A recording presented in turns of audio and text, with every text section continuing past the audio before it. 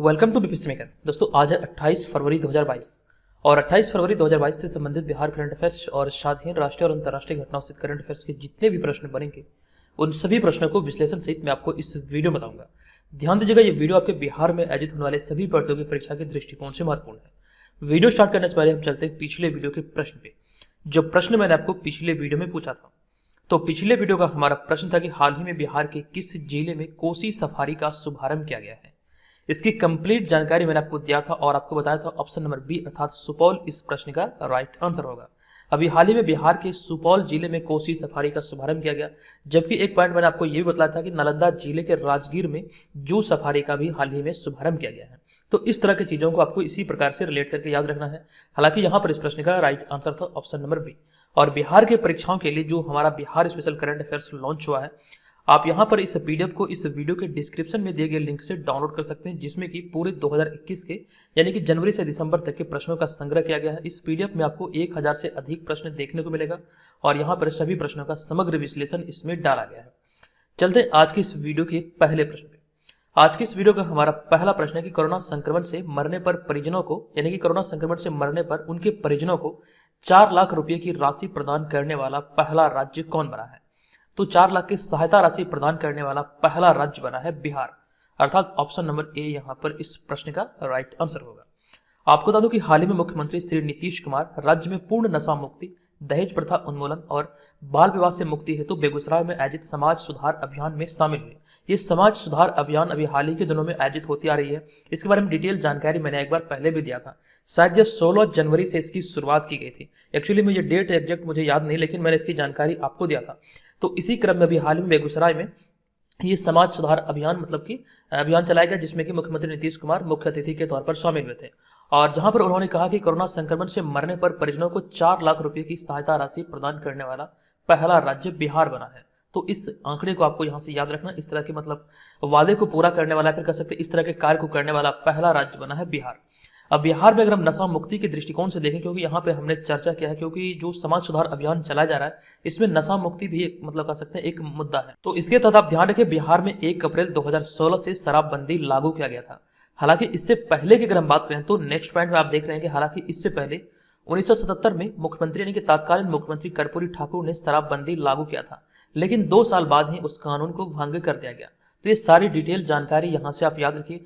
हालांकि आपके एग्जाम में यहाँ से प्रश्न ये भी बन सकते हैं कि जो समाज सुधार अभियान अभी चलाया जा रहा है मुख्यमंत्री नीतीश कुमार के द्वारा, इसमें कौन सा मुद्दा शामिल है या फिर कौन सा मुद्दा शामिल नहीं है। मुख्य रूप से अगर हम बात करें तो इसका जो मेन मोटिव है ये नशा मुक्ति, दहेज प्रथा उन्मूलन और बाल विवाह से मुक्ति है। तो ये अभियान चला जा रहा है, इसी सारे मुद्दों पर यह कह सकते हैं केंद्रित है। इस तरह के प्रश्न आपको इंटरव्यू तक में पूछा जा सकता है। अगला होगा हमारा दूसरा प्रश्न। यह प्रश्न है कि भारत के 9 संस्थानों में निम्नलिखित में से बिहार के किस संस्थान में सुपर कंप्यूटर लगाया जाएगा। भारत के 9 संस्थानों के अंतर्गत में से बिहार के किस संस्थान को इस सुपर कंप्यूटर के लिए चुना गया है। राइट आंसर होगा IIT पटना, अर्थात ऑप्शन नंबर बी इस प्रश्न का राइट आंसर होगा। आपको इस प्रश्न पर बता दूं कि IIT पटना अब सुपर कंप्यूटर पावर से लैस होगा, जो कि देश के 9 संस्थानों में से नेशनल सुपर कंप्यूटिंग मिशन के तहत सुपर कंप्यूटर को स्थापित किया जाएगा। अभी मैंने आपको बताया 9 जगहों पर ये लगाया जाएगा, जिनमें कि बिहार के पटना भी शामिल है, यानी कि बिहार का पटना भी शामिल है। और इसी चीज की जानकारी आगे लिखा गया कि विज्ञान और प्रौद्योगिकी मंत्रालय ने जिन 9 संस्थानों में इसे लगाने की सहमति दी है उनमें IIT Delhi, IIT Mumbai, IIT Madras, IIT Patna, inter university accelerator Delhi, CDAC Pune, essence Bose national centre for basic science, national centre for radio astrophysics Pune और NIC दिल्ली शामिल है। तो कुल मिलाकर ये 9 जगह इसमें शामिल है। भारत के दृष्टिकोण से अगर हम सुपर कंप्यूटर की बात करें तो भारत का पहला सुपर कंप्यूटर परम 8000 है, जिसे कि 1991 में तैयार किया गया था। हालांकि इसके अलावा और भी कई सारे सुपर कंप्यूटर है जिन्हें कि भारत द्वारा विकसित किया गया। इसकी जानकारी एप्लीकेशन पर डाला गया है, आप वहां पर देख के समझ पाएंगे। अगला होगा यहाँ पर हमारा तीसरा प्रश्न। यह प्रश्न है कि अनुसूचित या फिर थारू जनजाति के लिए अलग बटालियन का गठन करने वाला पहला राज्य बना है। तो ऐसी पहल करने वाला पहला राज्य बना है बिहार, अर्थात ऑप्शन नंबर सी यहां पर इस प्रश्न का राइट आंसर होगा। डिटेल में आपको बता दूं कि बिहार पुलिस में बड़ी संख्या में महिलाओं की भर्ती की जा रही है। हाल ही के दिनों में यह प्रक्रिया आप देख रहे होंगे। आपको इस बारे में कुछ पॉइंट और बता दूं कि साथ ही अलग महिला सशस्त्र बल बटालियन भी तैयार कर लिया गया है। अब इस कड़ी को आगे बढ़ाते हुए बिहार में थारू जनजाति या फिर अनुसूचित जनजाति की महिलाओं के लिए पहली बार बिहार विशेष सशस्त्र पुलिस बल का बटालियन तैयार किया गया है और इस बटालियन का नाम दिया गया स्वाभिमान बटालियन। ये आपको ध्यान है, इस महिला बटालियन का नाम स्वाभिमान बटालियन रखा गया है और इस बटालियन का मुख्यालय वाल्मीकि नगर में बनाया जाएगा। और देश का पहला ऐसा राज्य बना है बिहार जो कि अनुसूचित या फिर थारू जनजाति के लिए अलग बटालियन का गठन किया है। ये डिटेल जानकारी ध्यान रखिएगा, यहाँ से आपके प्रश्न जरूर बनेंगे। ये बहुत ज़्यादा यूनिक प्रश्न है और ये बहुत इंपॉर्टेंट भी है। अब यहाँ पे देखिए, महिला पुलिस कर्मी की अगर हम बात करें तो एक रिपोर्ट मैंने आपको पिछले ईयर बताया था 2021 में टाटा ट्रस्ट का एक रिपोर्ट आया था जिसमें यह जिक्र किया गया था कि सर्वाधिक महिला पुलिसकर्मी बिहार में है। ये डिटेल जानकारी अगर आपको याद होगा, अगर आपने हमारे वीडियो को रेगुलर फॉलो किया है तो करंट अफेयर्स के लिए आप यहाँ पर इस चैनल पर पूरी तरह से आश्रित हो सकते हैं, क्योंकि यहाँ से आपको जिस प्रकार से मटेरियल मिल रहा है वो आपके एग्जाम में बहुत ज़्यादा आपको मदद करने वाली है। जो रेगुलर यहाँ से वीडियो देख रहे हैं पिछले 1 वर्षों से या फिर कह सकते हैं 6 महीने से, तो आपको अंदाजा लग रहा होगा कि आपकी तैयारी किस स्तर की हो चुकी है। इस चीज़ का यहाँ से ध्यान रखना आप लोगों को। चलते हैं अगले यहाँ पर हम चौथे प्रश्न पे। ये चौथा प्रश्न है कि हाल ही के दिनों में भारत और किस देश ने नीली अर्थव्यवस्था और महासागर शासन रोड मैप पर सहमति जताई है? भारत और किस देश ने? इस प्रश्न का राइट आंसर है हमारा ऑप्शन नंबर डी, अर्थात भारत और फ्रांस ने। आपको बता दूं कि हाल ही में भारत और फ्रांस ने नीली अर्थव्यवस्था और महासागर शासन पर रोड मैप पर सहमति जताई है। इसके उद्देश्य की अगर हम बात करें तो इस सहमति का उद्देश्य क्या है? तो इसका उद्देश्य दोनों देशों के मध्य वैज्ञानिक ज्ञान और महासागर संरक्षण में योगदान देना आदि है। इसी को लेकर अभी हाल ही में इस रोड मैप पर सहमति जताई गई है। इसके तहत अगर हम बात करें तो इसके तहत समुद्री व्यापार, समुद्री उद्योग, समुद्री प्रौद्योगिकी, मत्स्य पालन, वैज्ञानिक अनुसंधान, समुद्री पर्यावरण, पर्यटन, अंतर्देशीय जलमार्ग आदि मुद्दे शामिल हैं, जिस पर यहाँ पर दोनों देशों के बीच में जो समझौता है वो सारी प्रक्रिया इसी वो सारे कार्य जो होंगे इसी क्षेत्र में होंगे या फिर इन्हीं क्षेत्र में योगदान या फिर संरक्षण दिया जाएगा। चलते हैं अगले 5वें प्रश्न पे। ये 5वां प्रश्न है कि इंडिया रेटिंग एंड रिसर्च ने वित्तीय वर्ष 2021-22 में भारत की जीडीपी की वृद्धि दर कितना रहने का अनुमान लगाया है? ऐसा ही प्रश्न मैंने आपको कल वाले वीडियो में बताया था, जहां पर मैंने आपको बताया था मूडीज इन्वेस्टर्स के बारे में। हालांकि यहाँ पर प्रश्न बना है इंडिया रेटिंग एंड रिसर्च के अनुसार। तो इंडिया रेटिंग एंड रिसर्च के दृष्टिकोण से वित्तीय वर्ष 2021-22 की अगर हम बात करें तो भारत की जीडीपी ग्रोथ रेट जो होगा यहाँ पर इस कि आंकड़े के अनुसार या फिर इस एजेंसी के अनुसार ये होगा 8.6%, अर्थात ऑप्शन नंबर डी यहाँ पर इस प्रश्न का राइट आंसर होगा। आपको बता दूं कि हाल ही में इंडिया रेटिंग एंड रिसर्च ने वित्तीय वर्ष 2021-22 में भारतीय जीडीपी अर्थात सकल घरेलू उत्पाद की वृद्धि दर 8.6% रहने का अनुमान दर्ज किया है। जबकि अगर हम मूडीज इन्वेस्टर्स की बात करें, जो कि मैंने आपको कल बताया था, तो मूडीज इन्वेस्टर्स सर्विस ने जनवरी से शुरू हुए चालू कैलेंडर वर्ष के लिए भारत के विकास दर का अनुमान बढ़ाकर 9.5% किया है। यहाँ पर आपको ये ध्यान रखना, ये चालू कैलेंडर वर्ष के लिए लिखा गया, यानी कि जनवरी से लिखा गया है। जबकि अगर हम वित्तीय वर्ष की बात करें, वित्तीय वर्ष जो कि अप्रैल महीने से स्टार्ट होता है, तो यहाँ पर इसकी जानकारी लिखा गया। हालांकि 1 अप्रैल से 2022 से शुरू हो रहे वित्तीय वर्ष के दौरान यह विकास दर 8.4% की रहने की उम्मीद जताई गई है। तो ये सारे आंकड़े आपको ध्यान रखना है। हालांकि और भी कई सारे संस्था है जिसके द्वारा ये कह सकते हैं भारत की जीडीपी दर का आकलन किया गया है। इसकी डिटेल जानकारी मैंने आपको समय समय पर दिया है, जो भी आपको ध्यान रखना है। तो यहाँ पर अगला हमारा 6वां प्रश्न है कि आईपीएल 15वें सीजन 2022 के लिए दिल्ली कैपिटल्स ने किस पूर्व तेज गेंदबाज को अपना सहायक कोच नियुक्त किया है? इस प्रश्न का हमारा राइट आंसर होगा ऑप्शन नंबर बी, अर्थात अजीत अगरकर को भी हाल ही में ये कह सकते हैं सहायक कोच के रूप में दिल्ली कैपिटल के द्वारा नियुक्त किया गया है। आपको डिटेल जानकारी दे दूं कि इस वर्ष 2022 में आयोजित होने वाले आईपीएल के 15वें सीजन के लिए दिल्ली कैपिटल ने भारतीय टीम के पूर्व तेज गेंदबाज अजीत अगरकर को अपना सहायक कोच नियुक्त किया है। आपको ध्यान रखना, अजीत अगरकर इस प्रश्न का राइट आंसर होगा। अजीत अगरकर की हम बात करें तो अजीत अगरकर दिल्ली फ्रेंचाइजी की ओर से क्रिकेट भी खेल चुके हैं, यानी कि दिल्ली फ्रेंचाइजी यानी कि दिल्ली कैपिटल की तरफ से ये कि आईपीएल खेल चुके हैं। ये आपको ध्यान रखना है, क्योंकि आईपीएल की यहाँ पे हम लोग बात कर रहे हैं। इस वर्ष 2022 में ये 15वां सीजन आयोजित होने वाली है, तो यहाँ से आपके प्रश्न आपके एग्जाम में पूछे जा सकते हैं।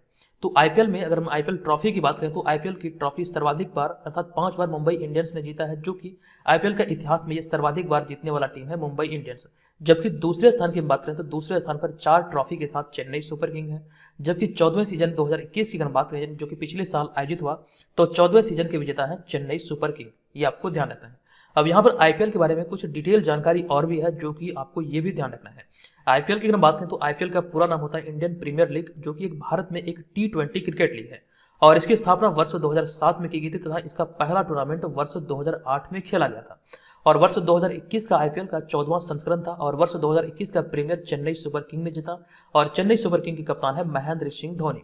2021 की अगर बात करें तो 2021 के आईपीएल संस्करण के सबसे महंगे खिलाड़ी थे क्रिस मॉरिस, जो कि राजस्थान रॉयल्स टीम से थे। वर्तमान चैंपियन की बात करें तो चेन्नई सुपर किंग 4 ट्रॉफी के साथ ये वर्तमान चैंपियन है। मुंबई इंडियंस 5 ट्रॉफी के साथ सर्वाधिक बार चैंपियन बने हैं आईपीएल के इतिहास में। अगला होगा यहाँ पर हमारा 7वां प्रश्न, किस देश ने हाल ही में सी डोम नामक एक नई नौसेना वायु रक्षा प्रणाली का सफलतापूर्वक परीक्षण किया है? किस देश के द्वारा भी हाल ही में सी डोम नामक एक नई नौसेना वायु रक्षा प्रणाली का सफलतापूर्वक परीक्षण किया गया? और राइट आंसर है ऑप्शन नंबर सी, अर्थात इजराइल के द्वारा भी हाल ही में यह सफलतापूर्वक परीक्षण किया गया है। आपको बता दूं कि हाल ही में इजराइल सरकार ने सी डोम अर्थात सी डोम नामक एक नई नौसेना वायु रक्षा प्रणाली का सफलतापूर्वक परीक्षण किया है। और यहाँ पर आपको बता दूं कि यह इजराइल के मिसाइल प्रणाली आयरन डोम का नौसैनिक संस्करण है, यानी कि इजराइल के मिसाइल प्रणाली के अंतर्गत जो ये अभी हाल ही में जो लॉन्च किया गया है, फिर कह सकते हैं इसका सफल परीक्षण किया गया है।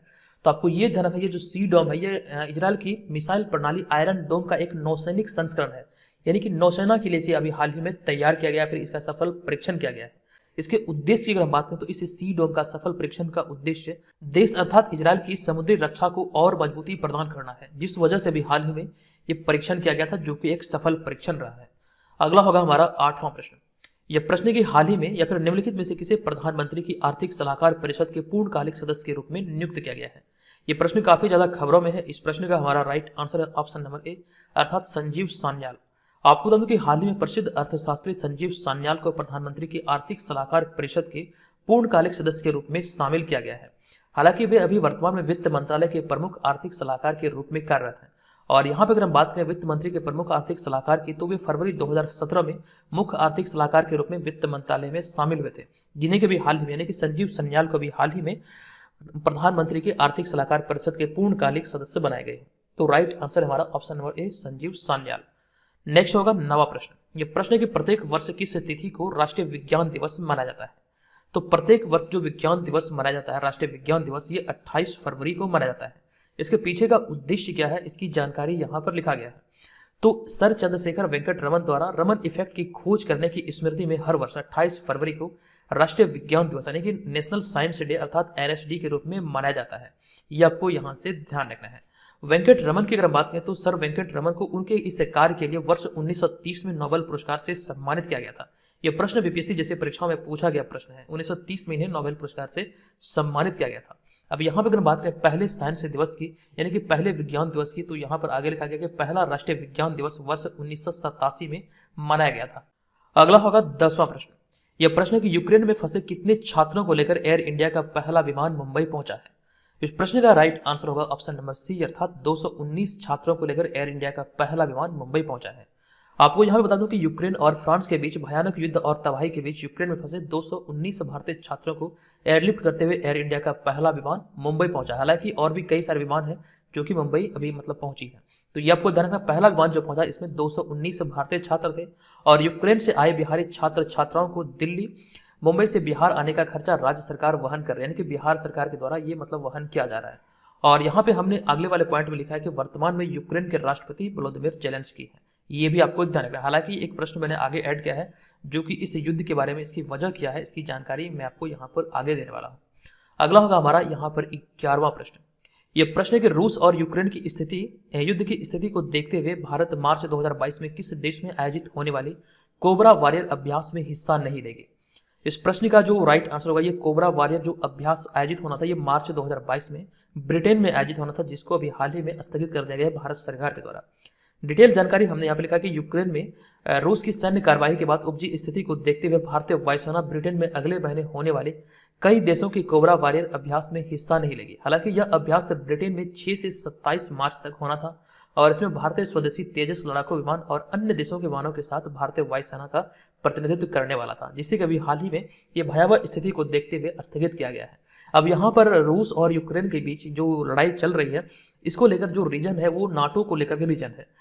यूक्रेन चाहता है कि नाटो देश में शामिल हो, जबकि रूस चाहता है कि यूक्रेन नाटो में शामिल नहीं हो। ये जो नाटो एक संगठन है 30 देशों का, तो रूस का कहना है कि यूक्रेन को उसमें शामिल नहीं किया जाए, ऐसी ही कोई मुद्दा है। तो यही एक वजह है जिसको लेकर अभी हाल ही में ये युद्ध चल रहा है और इसी को लेकर के सारे विवाद पनपे हैं और भी कई सारी चीजें हैं जो कि यहाँ पर इसमें सम्मिलित है। अगला होगा हमारा 12वां प्रश्न। यह प्रश्न है केंद्र सरकार की प्रधानमंत्री किसान सम्मान निधि योजना को फरवरी 2022 में कितने साल पूरे हुए हैं? इस प्रश्न का हमारा right answer option number B, अर्थात 3 साल पूरा हुआ है। आपको बता दूं कि 24 फरवरी 2019 को प्रधानमंत्री नरेंद्र मोदी ने उत्तर प्रदेश के गोरखपुर से प्रधानमंत्री किसान सम्मान निधि योजना लॉन्च किया था और अब 24 फरवरी 2022 को प्रधानमंत्री किसान सम्मान निधि योजना के 3 साल पूरे हुए हैं। यानी इसकी जो कर सकते हैं शुरुआत हुई थी ये 24 फरवरी 2019 को हुई थी। और यहाँ पे देखिए हमने आगे लिखा कि इस योजना का क्रियान्वयन केंद्रीय कृषि एवं किसान कल्याण मंत्री द्वारा किया गया था, जिसके तहत किसानों को 6,000 रुपये प्रतिवर्ष वित्तीय सहायता प्रदान की जाती है। ये तमाम चीजें नोट कर लीजिए। अब चलते हैं आज के इस वीडियो के प्रश्न पे। आज के इस वीडियो का हमारा यहाँ पे प्रश्न है कि हाल ही में बिहार में सिंचाई और बाढ़ की योजनाओं की मॉनिटरिंग के लिए कौन सा ऐप का शुभारंभ किया गया है। इसकी डिटेल जानकारी मैंने आपको पिछले वीडियो में दिया था। बताइए इस प्रश्न का राइट आंसर क्या होगा। और जो लोग बिहार में आयोजित होने वाले किसी भी प्रतियोगी परीक्षा की तैयारी में लगे हैं तो आप हमारे बीपीएससी मेकर ऐप को डाउनलोड कर सकते हैं। तो दोस्तों मिलेंगे नेक्स्ट वीडियो में, तब तक के लिए धन्यवाद। जय हिंद।